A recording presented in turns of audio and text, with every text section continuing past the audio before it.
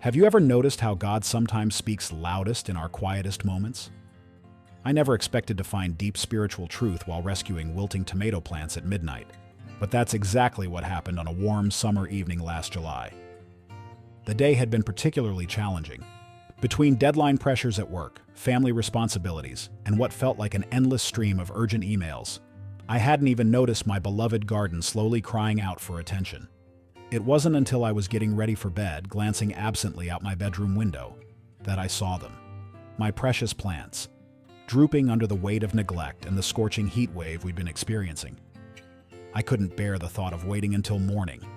Without even changing out of my comfortable house clothes, I slipped on my garden shoes and grabbed the watering can. The digital clock on my porch read 11:47 p.m. as I stepped outside, armed with only my phone's flashlight and determination to save my withering garden. The night air wrapped around me like a comfortable blanket, surprisingly cool compared to the day's oppressive heat. As I began watering the parched soil, something unexpected happened. The usual background noise of traffic and neighborhood sounds had faded to almost nothing, replaced by the gentle splash of water and the subtle rustling of leaves in the night breeze. That's when I realized I couldn't remember the last time I'd experienced such complete silence. No notifications pinging, no television humming in the background, no constant stream of thoughts about tomorrow's tasks. Just me, my garden, and the quiet night. As I moved from plant to plant, I noticed how each one responded differently to the water. The tomato plants seemed to perk up almost immediately, their leaves lifting toward the beam of my flashlight.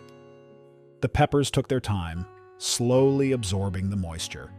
My herbs released their fragrance into the night air, a gentle thank you for the much-needed drink. It struck me then, isn't this exactly how we all respond differently to God's care? Some of us spring back to life at the first touch of His presence, while others need time to soak in His grace. Some of us, like my aromatic herbs, respond by sharing our gifts with others. I found myself whispering a prayer as I worked. Lord, I've been as neglected as this garden lately. My soul is as parched as this soil. The words came naturally, without pretense or formality. In the stillness of midnight, it felt like the most normal thing in the world to have this conversation with God while tending to His creation.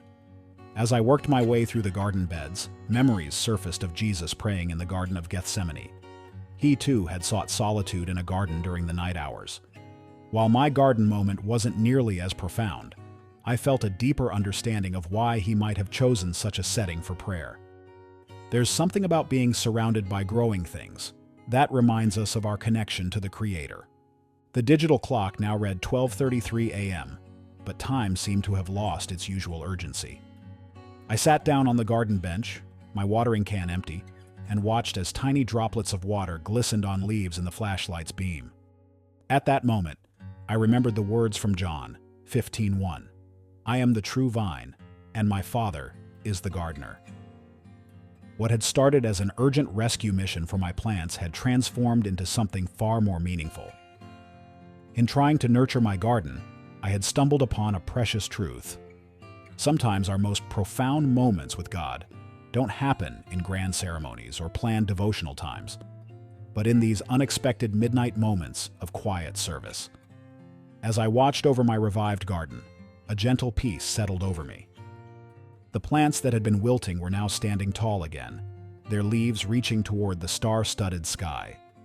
Similarly, I felt my own spirit refreshed, as if the water I'd given to my garden had somehow also quenched my soul's thirst.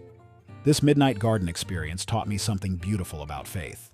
Just as plants need regular tending to thrive, our relationship with God needs those quiet moments of connection.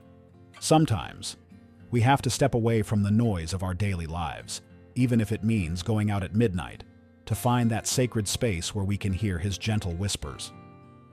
I began making these midnight garden sessions a regular practice, not just when my plants needed rescue, but when my soul needed that special kind of quiet communion with God.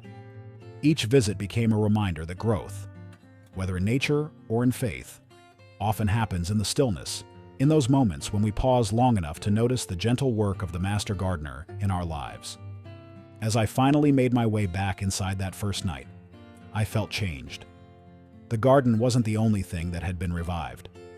My heart felt lighter, my spirit calmer, and my perspective clearer. Sometimes, the most profound answers come not in the asking, but in the quiet moments of simply being present with God, tending to the simple tasks He's given us. Perhaps you're feeling a bit like my wilting garden, overwhelmed, neglected, or in need of refreshment. I want to encourage you to find your own midnight garden moment. It doesn't have to be at midnight, and it doesn't have to be in a garden. But find that quiet space where you can be alone with God, where the noise of the world fades away, and where your soul can be watered by His presence. Before we end tonight's story, I'd love to share this verse from Psalm 1:3 that beautifully captures what I learned that night. That person is like a tree planted by streams of water, which yields its fruit in season and whose leaf does not wither. Whatever they do prospers. If this story has touched your heart, please consider subscribing to Heaven Bite Size for more stories of faith, hope, and divine moments. Take a moment to reflect on where your own midnight garden might be.